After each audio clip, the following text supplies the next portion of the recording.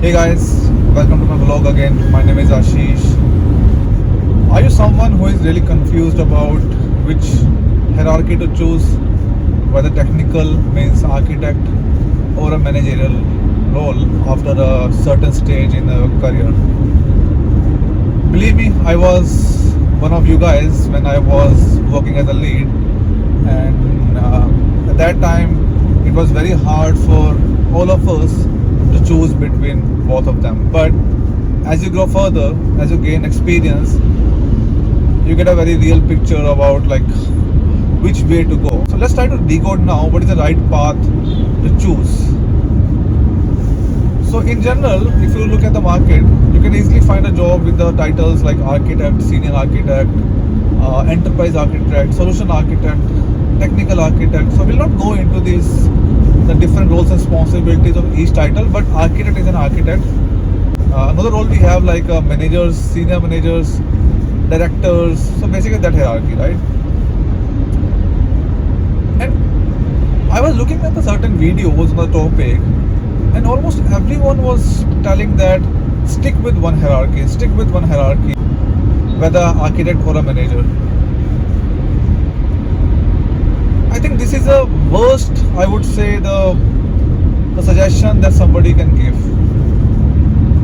The people who are giving these kind of suggestions doesn't understand how the market is evolving right. Like I always say, today's world is ever changing world. Look, IT is ever changing. There's no doubt. I mean, every month you're seeing some new tools, some new innovation coming up. You have to learn certain things. But this is something changing in a very very drastic way. So on the architect side, a person has to be technical for sure. There is no option that a non-technical person can be an architect now. Plus, that person should be explorer. When I said explorer, it means they should dig into the multiple technologies and see where these technologies or the new opportunities or the tech enhancements that we can bring up in the product that the guy is working on. So architect doesn't only have to work on the product, but it has to basically work on the exploration as well. So it's a constant learning. So if you are someone who really likes to explore the new tools, do some POCs and see where those POCs can be fit, then yes, the architect is a role for you. But when we talk about the managers responsibilities are to ensure the deliveries are streamlined, your processes, your people management, your technical aspects, everything is up to the mark, because then only your deliveries are streamlined. But in current world, managers are not only responsible for only deliveries, they are expected to have a hands-on experience as well. If you look at some senior leadership people around you, everyone is kind of talking about AI things, other things going around, the buzzwords and all, right? Do you feel that those people have extensive experience working on those kind of technologies? No. But do they have a basic experience? Yes, they do have that experience. One thing you guys have to understand that all the hierarchy, whether we talk about the architecture hierarchy or the managerial hierarchy, it ends up merging into the same thing. That's a director or a senior director or a VP. How many of you guys have seen a director in architecture?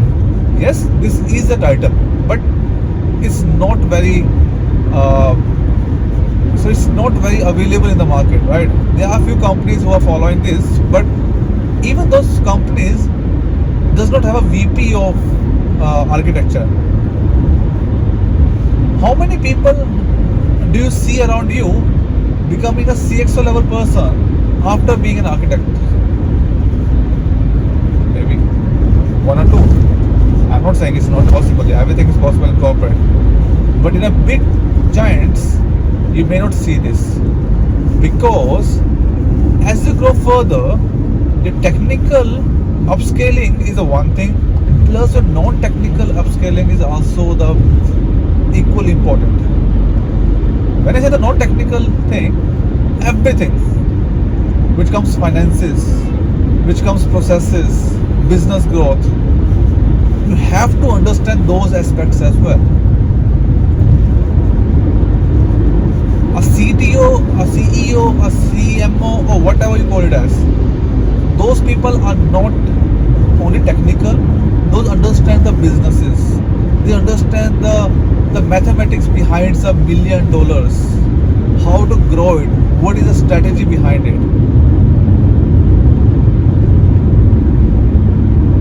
So, if somebody wanted to stay as an explorer, and this is again my opinion only, if somebody really wanted to be in touch with the technology, it is quite possible in a managerial line as well.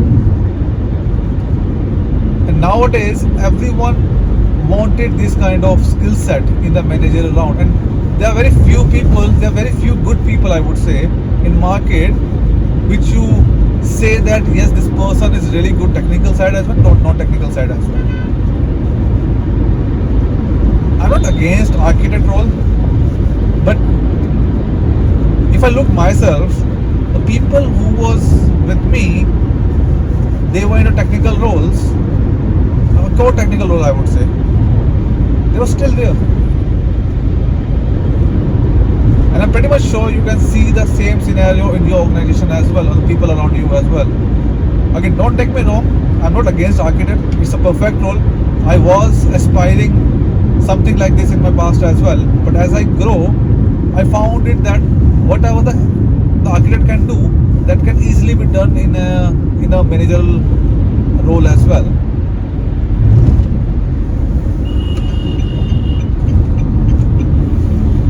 So in the end, I would say the choice is yours, but if somebody takes my opinion, we really have to have hands-on always, irrespective of your title, your role. But in terms of growth, if you really want to become a director, senior director, VP in future, stick with this hierarchy. Plus,